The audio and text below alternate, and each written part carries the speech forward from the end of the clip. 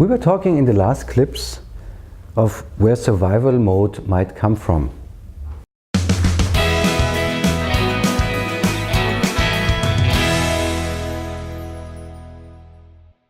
It's kind of funny because, you know, I was saying that I think that most indigenous cultures, most really old and ancient cultures, have been usually in living mode because they had enough abundant nature around them to survive, and to be in living mode therefore.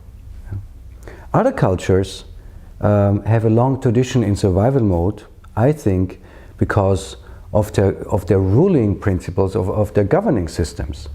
You know, when you have a ruler, either if it is a pharaoh or a king, an emperor, whatever, on top of your society, and you have some kind of aristocratic society on top of your society, they usually are or have been in living mode. Usually at the expense of all the others who were more or less in survival mode. Even Europe for the last hundreds of years, nature was abundant enough to feed most people who were living here. But there were ruling systems that allowed most of all the nourishment for only a few on the top, and all the rest for the others, there was not a lot left. And so they were probably in survival mode.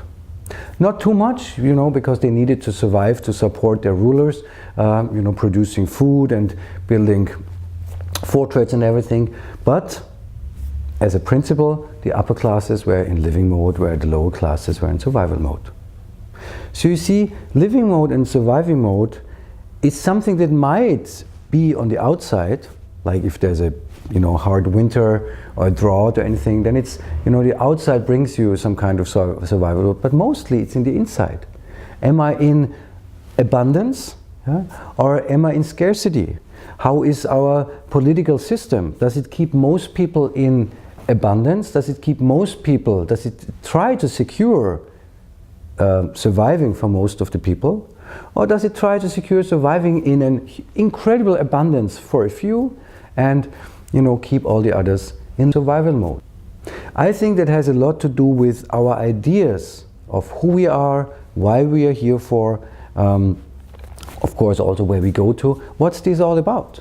Because if I think, well, this is here to, you know, be the best survivor, take all the advantages for myself. This is a different idea than maybe we are here to try living and see what living could produce with each other. It's a very different idea.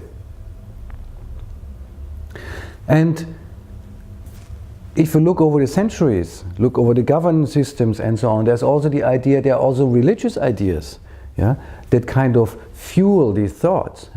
What do our gods tell us why we are here for? What is our picture of ourselves, why we are here for and who we are?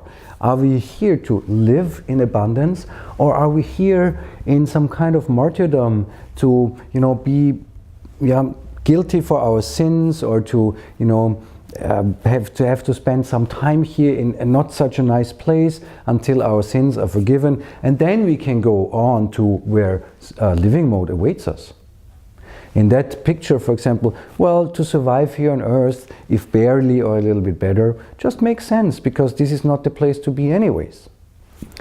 Another idea might be that we live tiny little, you know, beings on an incredibly big planet. And if I'm so small and the planet is so big, I might easily get into a survival idea. I need to survive that planet. I need to survive nature out there. If I'm not on good terms with nature, if I don't see myself equal with nature, as most indigenous people did, they saw themselves equal on the same basis as, you know, the animals, the trees, the plants. They saw themselves as part of nature. Whereas there were many other cultures who saw themselves either above nature, and I think that's because they saw themselves below nature. If I experience nature as much stronger than me, winters it's much harder than, you know, gives me a hard time to survive, to get through winter, then nature might be more of an enemy to me than a friend, or more than an enemy to me than something I am part of, which is kind of, you know, the same, just on different levels.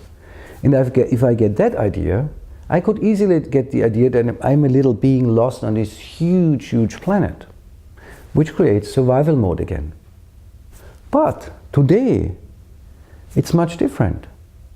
Today, relatively to just a little while ago, the planet is so small and there are incredibly many people on that planet.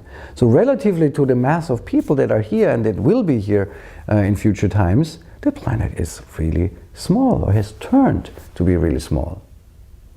So I think if we continue our survival behavior on that planet, the planet might not survive us as we know it or as we need it for very much longer.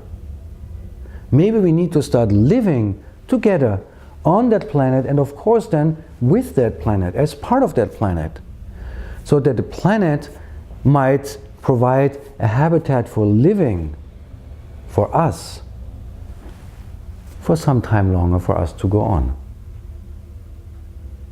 If we don't stop our survival attitude towards the planet might not survive us for very much longer.